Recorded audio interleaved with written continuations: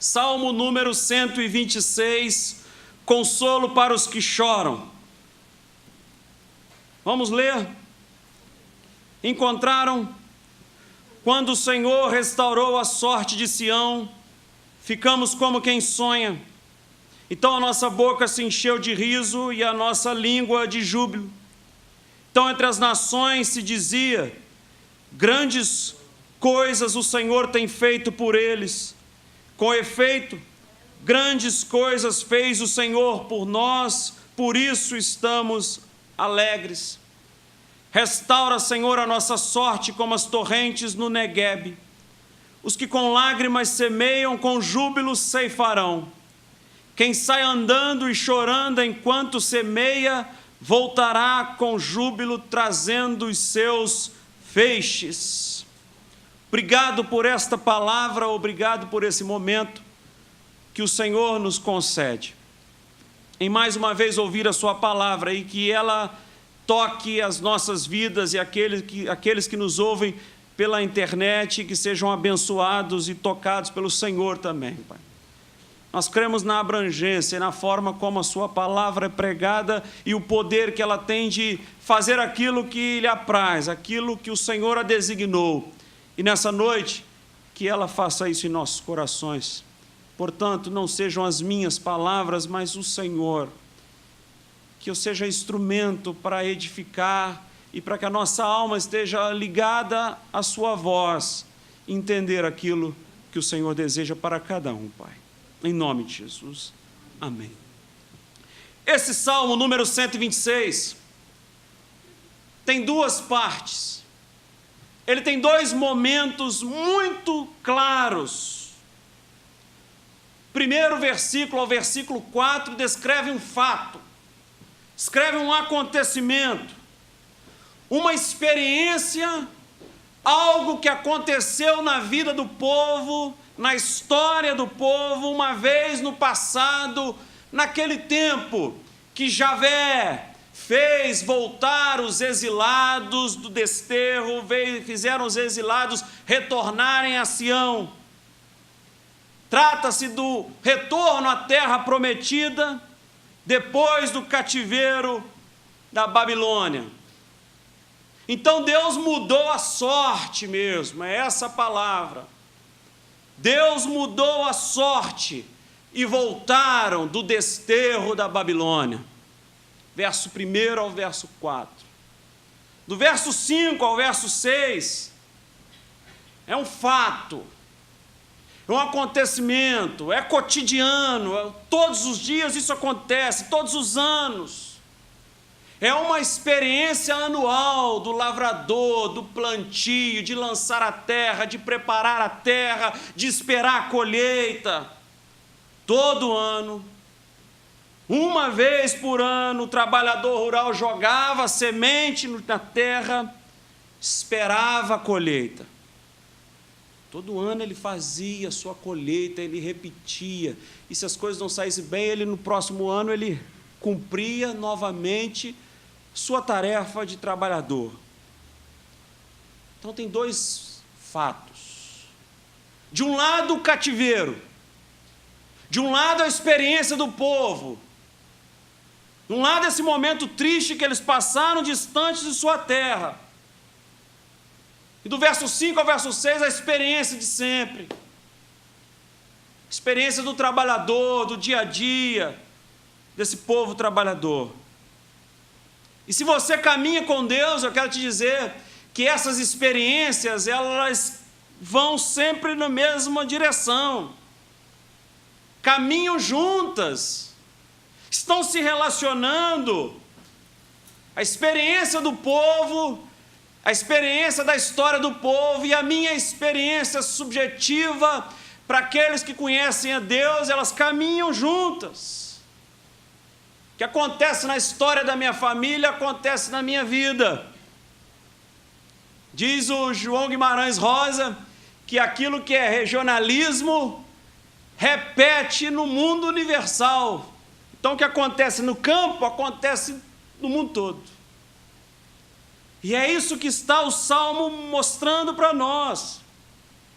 Deus está misturado à nossa história. E nós estamos misturados na história de Deus. Enquanto escrevemos a nossa história, Deus escreve a sua. E estamos envolvidos, permeados nessa mesma relação com Deus, que deseja e escreve uma história nesse mundo e faz de nós participantes dessa história à medida que construímos. E a história do povo. E fala de restauração. Quando o Senhor restaurou a nossa sorte. Ninguém esperava que os exilados pudessem retornar.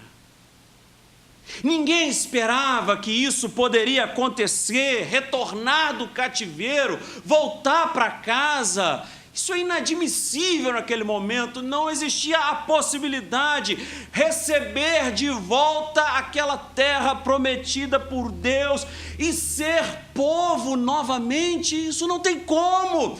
Fugiu a possibilidade desse povo, as suas perspectivas quanto a isso eram insignificantes. A maioria achava, com o exílio, momento que nós estamos vivendo, tudo está terminado. Chegou ao fim a nossa história. Humanamente falando, nós olhamos para a nossa história e pensamos assim. Humanamente falando, o exílio parecia o fim de tudo. Estar no exílio está tudo encerrado na história do povo e na história cotidiana que nós estamos atravessando.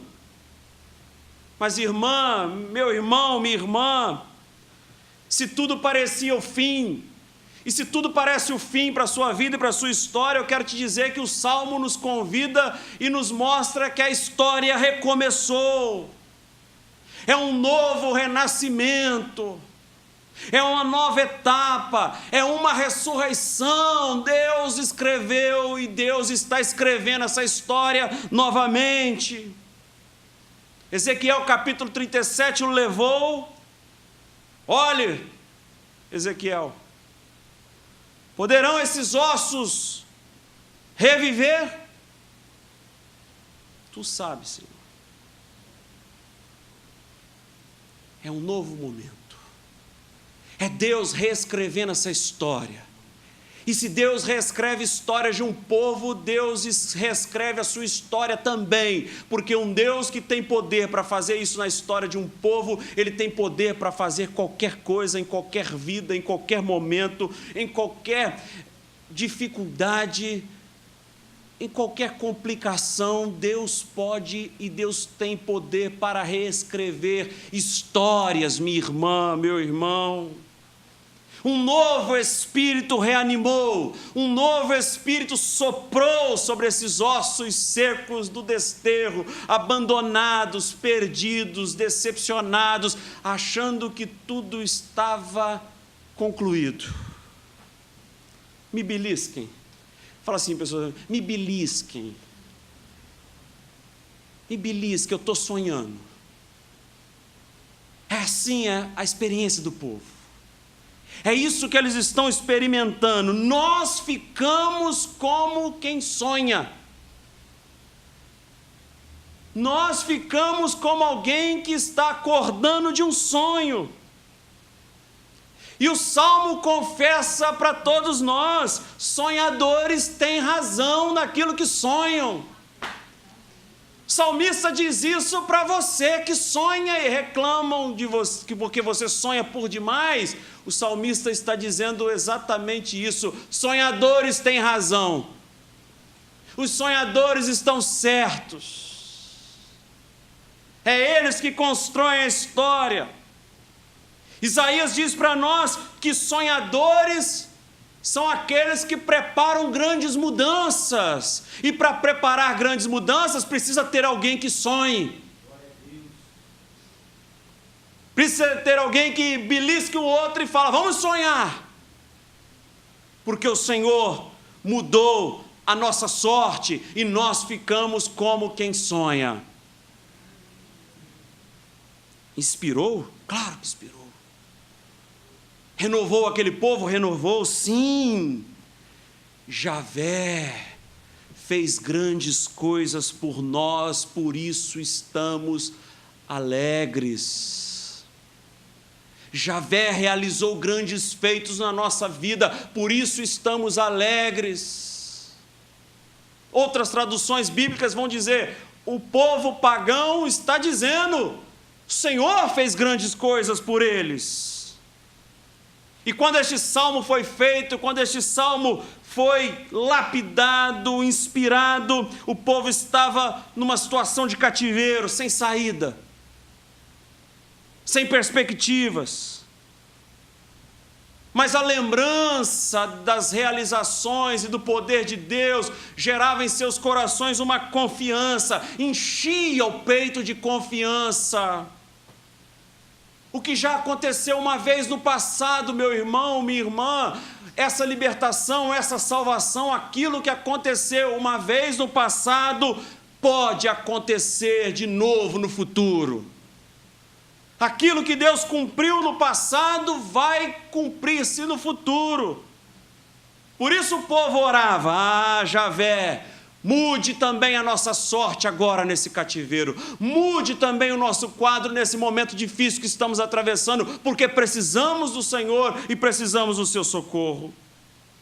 E aquele povo que parecia um vale seco, e aquele povo desprovido de todas as coisas, aquele povo distante da sua terra, aquele povo sem capacidade de sonhar, eles pedem a Deus que os transforme em um rio, como as torrentes do Neguebe, por meio de uma chuva repentina, com a ajuda de Deus, e com a chegada de Deus, e com a graça de Deus sobre eles. Aí vem a história do dia a dia, vem a história do povo da roça, do interior, eu que sou do interior, que vive o dia a dia e que entende as coisas da natureza. E que é sábio porque sabe o movimento do vento. Porque não aprendeu, como diz o Patativa da Saré, porque não aprendeu no dicionário, mas aprendeu com o pé tocando a terra. E vem a experiência do lavrador. Ele sabe como plantar, ele sabe como colher, ele sabe que muitas vezes o plantio vai ser feito na penúria, pois sabe que os momentos serão difíceis e às vezes ele reserva um pouco daquilo que ele colheu, esperando atravessar o ano todo, porque sabe que a comida está chegando ao fim e porque sabe que o ano não vai ser fácil. E ele precisa guardar. E ele sabe que os meses seguintes vai ter que apertar o cinto, vai ter que segurar as coisas em casa. E mesmo sabendo de toda essa dificuldade, ele planta, porque ele é perseverante, porque ele tem esperança que a colheita será abundante. Todo o cenário, as circunstâncias dizem para mim que não está fácil e vai ser ruim. Mas ele é uma pessoa cheia de esperança no coração e ele prossegue a sua vida fazendo exatamente aquilo que ele sabe fazer. Ele planta, ele persevera, ele insiste. E quando no fim a colheita é farta, e quando no fim ele vê o fruto do penoso trabalho, ele esquece o sofrimento, ele esquece as perseguições, as falas contrárias, como aquela mulher que esquece a dor do parto porque tem o filho ou a filha nos braços.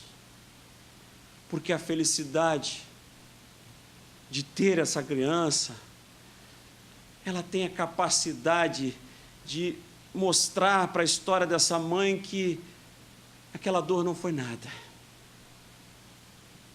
Sofrimento e alegria vão se revezando na vida, já perceberam?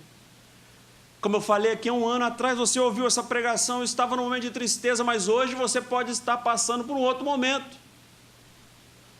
Ou quem sabe o contrário, você estava feliz naquela história, naquela fase da vida, mas agora você está passando por um momento de decepção. Tristeza e felicidade vão se revezando dentro de casa. Tristeza e felicidade vão se revezando no mesmo coração.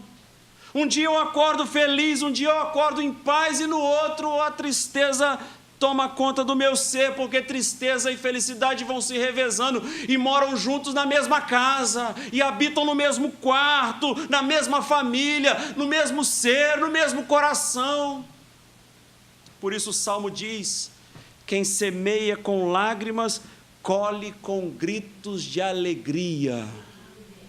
Quem semeia com lágrimas, colhe com gritos de alegria. E eu quero dizer uma coisa simples para você: é preciso saber lidar com essas duas coisas, é preciso saber lidar o momento de tristeza e o momento de felicidade, e é aprender com o apóstolo Paulo. Eu aprendi a viver bem em qualquer circunstância, em qualquer momento.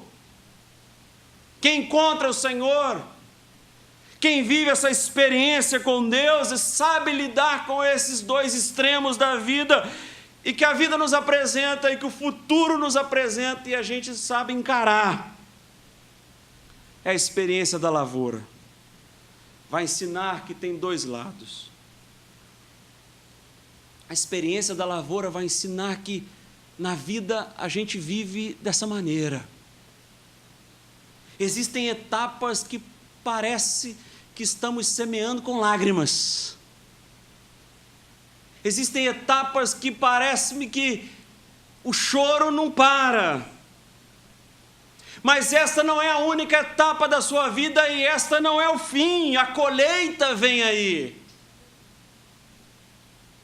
E só tem a colheita e os feixes na mão aqueles que semeiam com lágrimas. E esse momento de luta não é o primeiro e nem vai ser o último. Quero te animar hoje.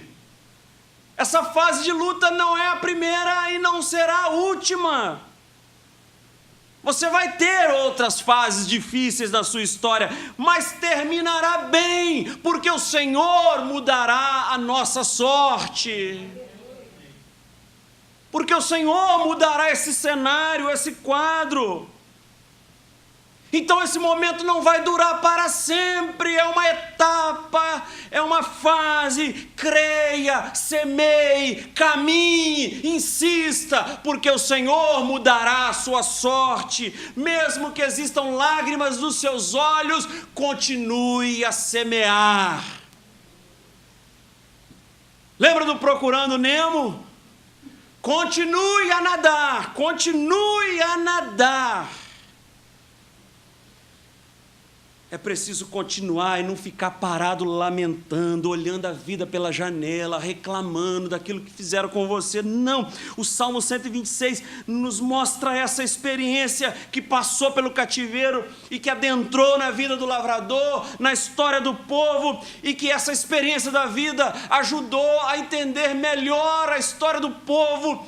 E assim sucessivamente as histórias vão se revezando, mas o final é o seguinte: Deus muda histórias, Deus muda famílias, Deus muda todas as coisas.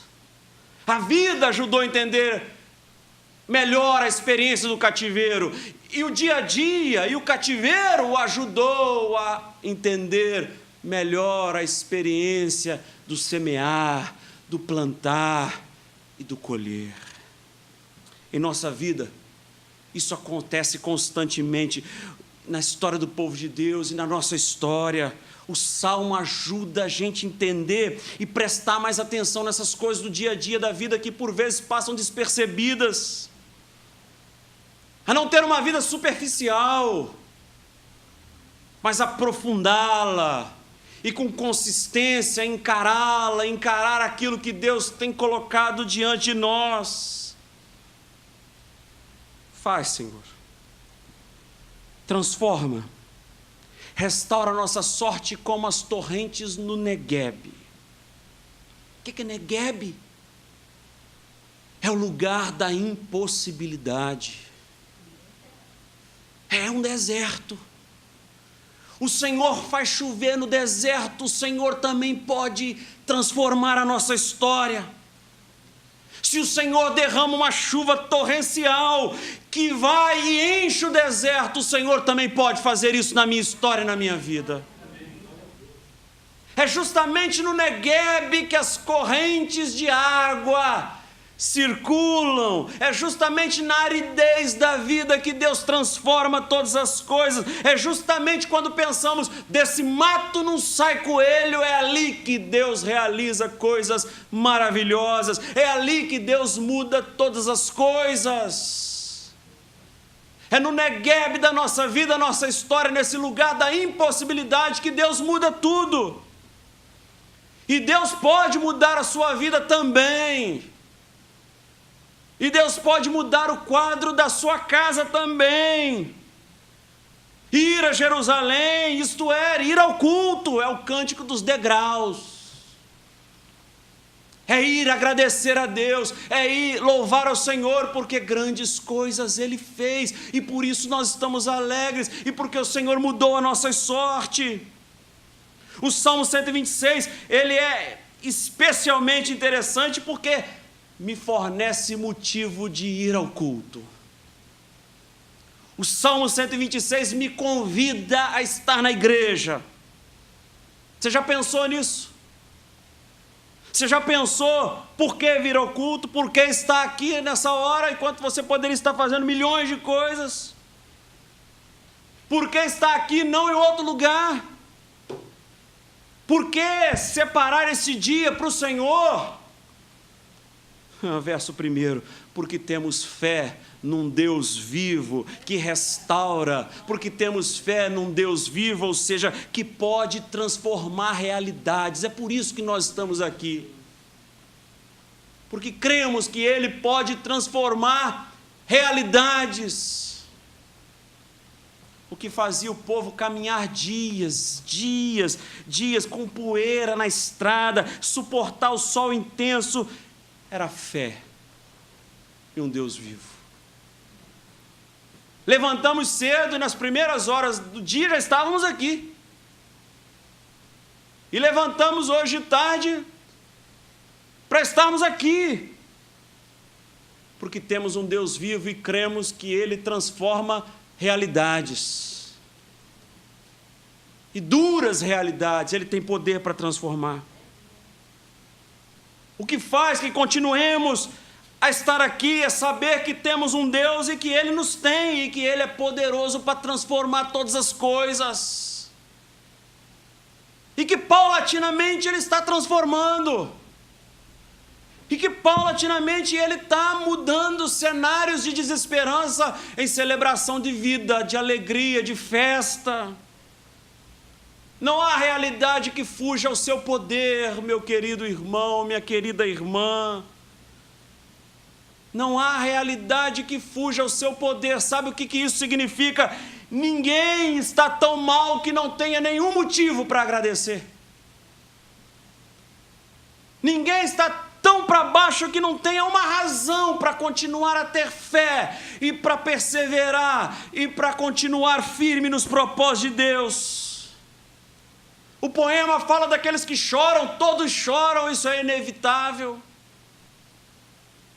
Quem chora também corre o risco de ficar preso e afogar-se nas suas próprias lágrimas, fechar-se na sua angústia, porque continua insistindo nesse momento que não é o que Deus quer e o que Deus tem para a sua vida.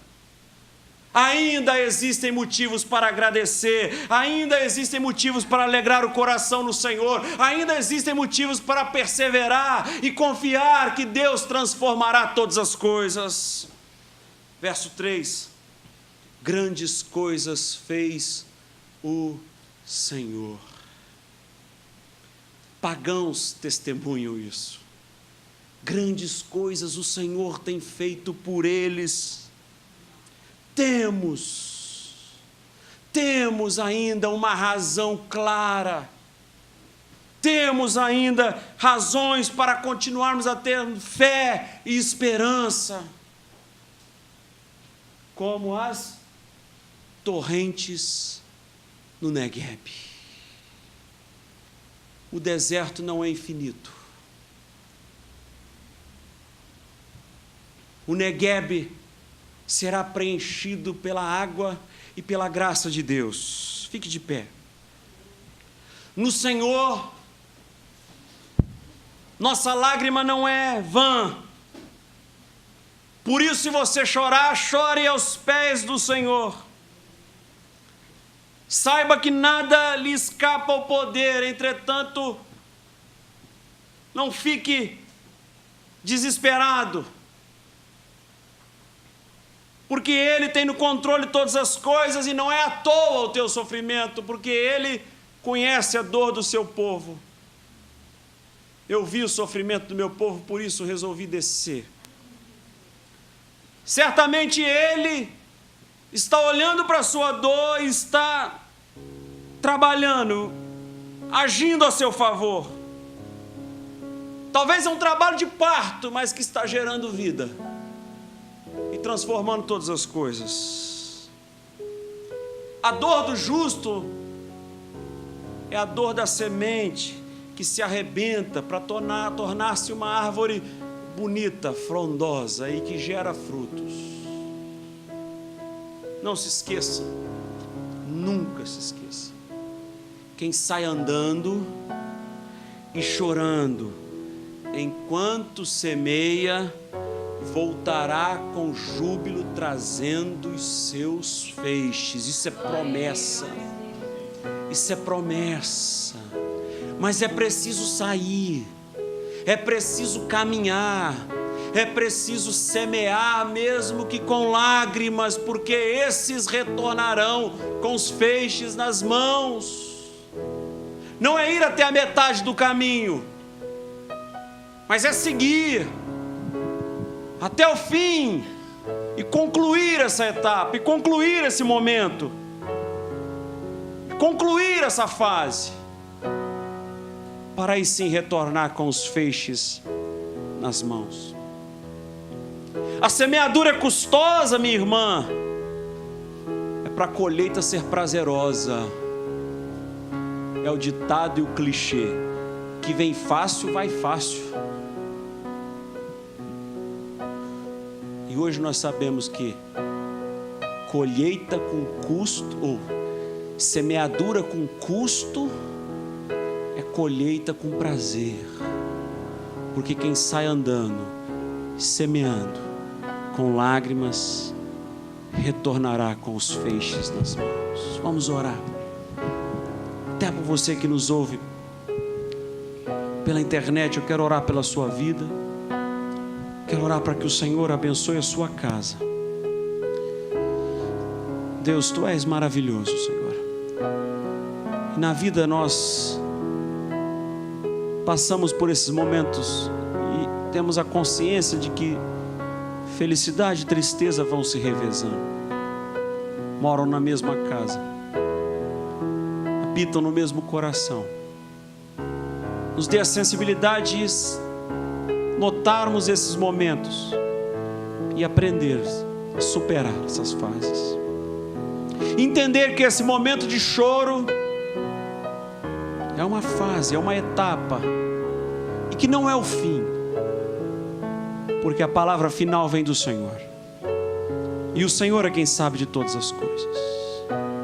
Nós confiamos no Senhor e cremos que ao despertarmos e que ao olharmos as coisas que o Senhor fez, nós vamos dizer: ficamos como quem sonha, porque grandes coisas o Senhor tem feito por nós.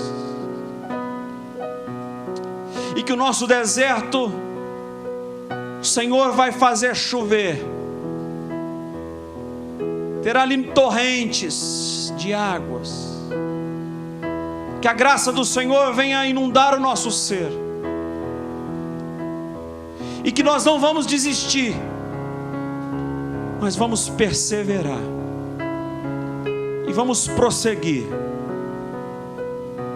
E o choro pode durar a noite inteira, mas cremos que a alegria virá.